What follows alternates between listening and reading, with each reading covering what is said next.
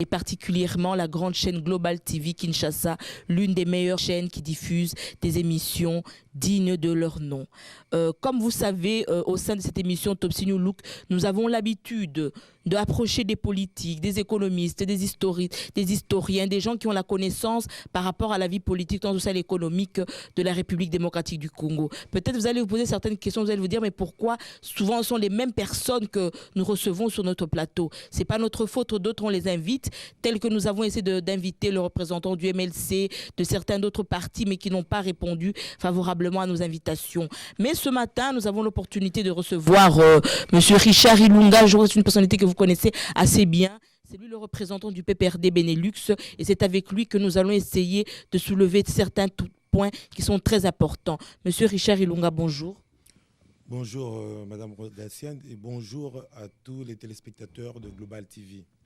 Bonjour à tous les Congolais d'ailleurs. Oui, j'en profite pour vous remercier parce que vous avez quand même accepté de vous présenter à cette invitation pour essayer de débattre sur la réalité et la politique au sein de notre pays. Vraiment merci. Oui, Madame, je vous ai toujours dit, chaque fois que l'on parlera du Congo, je viendrai et le PPRD Benelux sera présent. Chaque fois que l'on parlera du Congo.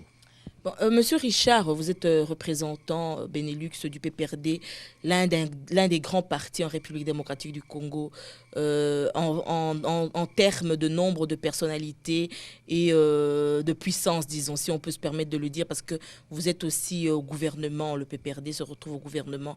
Je crois que vous avez entendu parler que certains partis politiques ont demandé que la population congolaise puisse voter non au référendum qui sera effectué le 18 décembre prochain. Je voudrais avoir votre impression par rapport à ces dires.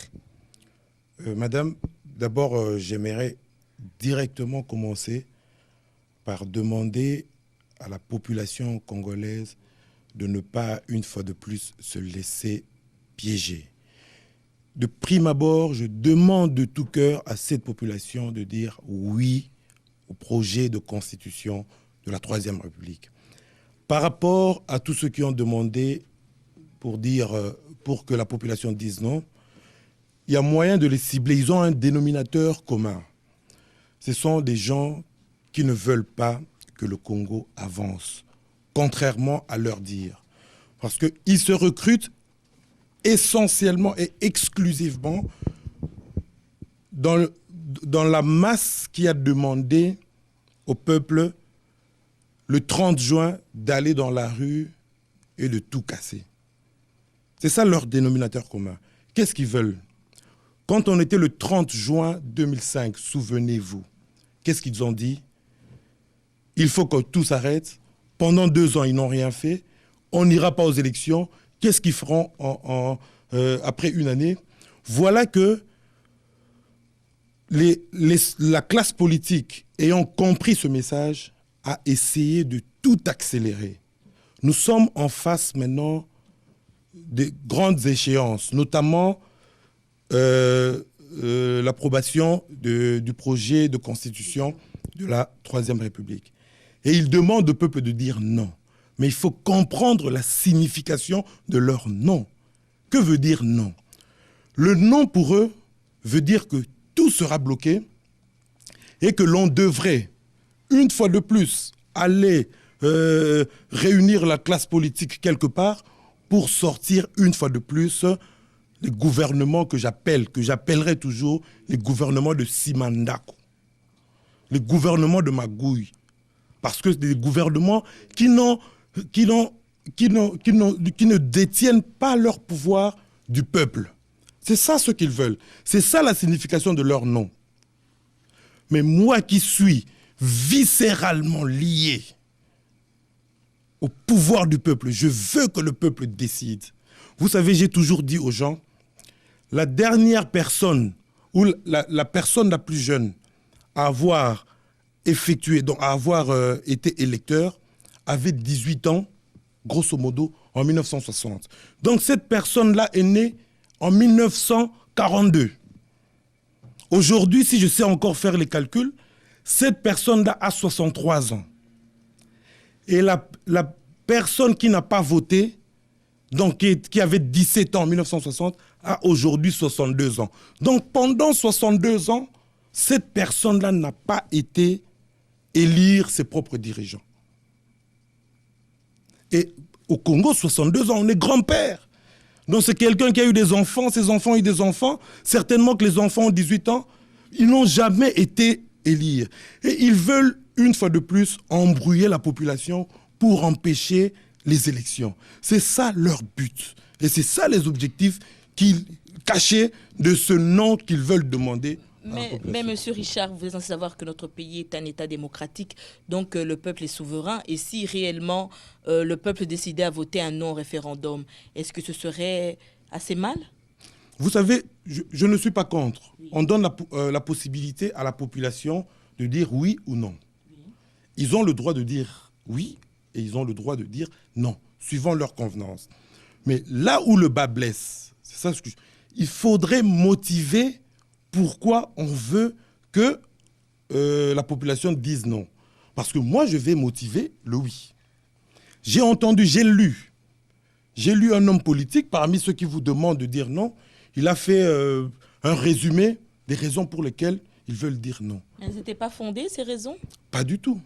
Pas du tout. Je vais même vous dire mieux. Moi, j'ai rencontré quelqu'un qui a été à la conférence nationale souveraine.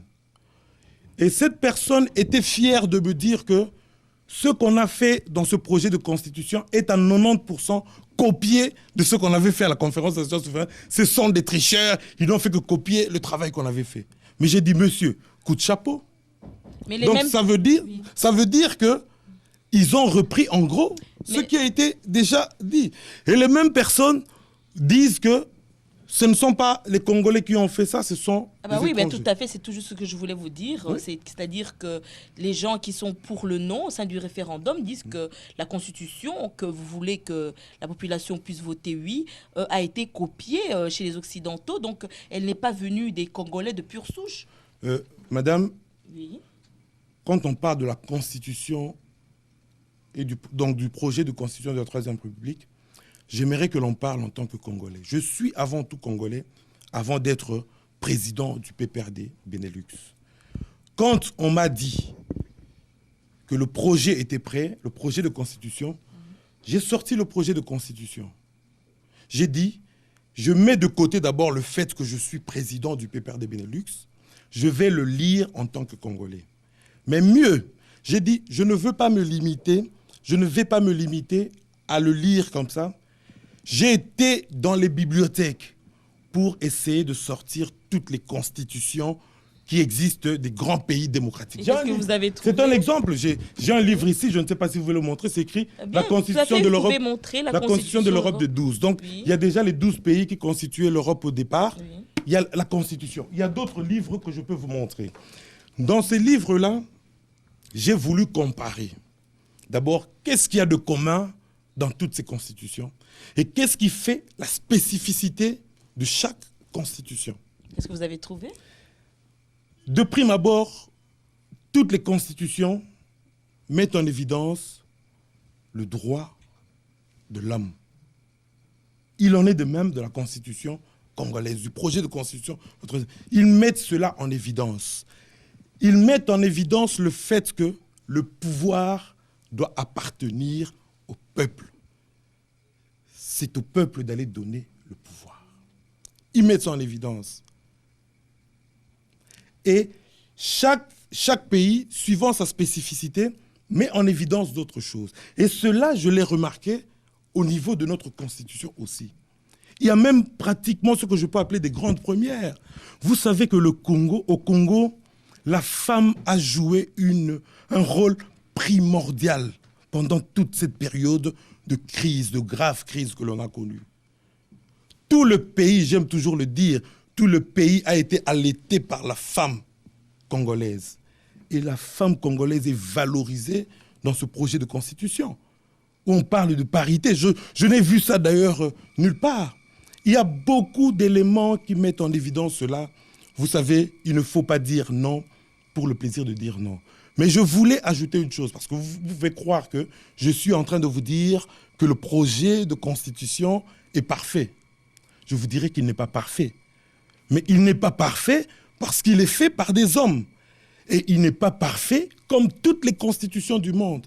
C'est aux élus du peuple, à ceux qui iront vers le peuple, à ceux qui seront choisis, de l'améliorer. À partir du moment où la constitution est faite de telle sorte qu'elle peut toujours être améliorée par le peuple via ses représentants, je crois qu'il n'y a aucune raison essentielle qui tienne à la nation, à l'amour du Congo, qui peut pousser quelqu'un à dire non. Mais Monsieur Richard, si vous regardez un peu dans cette même constitution, il y a certaines personnes qui ont crainte pour l'unité en sein de la République démocratique du Congo, parce qu'avec la partition en 26 provinces, à moins que je me trompe, est-ce que vous ne craignez pas un certain esprit de xénophobie ou bien de guerre tribale pour la population, parce que vous savez qu'actuellement, le pays est assez fragile. Est-ce que 26, ce n'est pas un peu trop? Je vous ai dit qu'il y a des sujets qui peuvent être débattus dans un sens comme dans l'autre. Par rapport aux provinces, je voulais vous dire une chose. Il y a un grand débat qui a toujours eu lieu chez les Congolais, c'est entre les fédéralistes et les unitaristes. C'est un débat qui ne date pas de maintenant, ça date des années 60. Dès le début, il y a des régions ou des provinces du Congo qui ont toujours prôné le fédéralisme. Et d'autres, même au sein de la classe politique, qui pensent qu'il faudrait l'unitarisme. Qu'est-ce qu'ils ont fait? Moi, j'apprécie d'ailleurs l'équilibre qu'ils ont su trouver. Ils ont trouvé un équilibre. Cet équilibre-là satisfait à la fois les unitaristes et les fédéralistes. Dans quel sens? Parce que dans le sens où on accorde une certaine autonomie aux provinces. Ce qui est souvent administrative. Ce qui est, oui, de gestion d'ailleurs, ce qui est souvent revendiqué par les fédéralistes. Et les unitaristes, on a laissé pratiquement un certain commandement au gouvernement central. Alors, par rapport à cela, qu'est-ce que moi je dis? Je dis, quand on fait une partition en plusieurs provinces, l'objectif, c'est quoi? L'objectif, c'est de rapprocher les gouvernants des gouvernés. Plus les hommes politiques seront proches de la population, plus ils prendront en compte les préoccupations de la population. On a vu quand il y avait des grandes provinces, c'est déjà beaucoup plus difficile. Donc plus on va faire des provinces. Vous savez, j'aime toujours dire aux gens que le Congo entier, c'est pratiquement l'Europe occidentale. Vous le savez. Tout à fait. Et regardez l'Europe occidentale, il y a combien de pays, il y a combien de régions? C'est le Congo entier.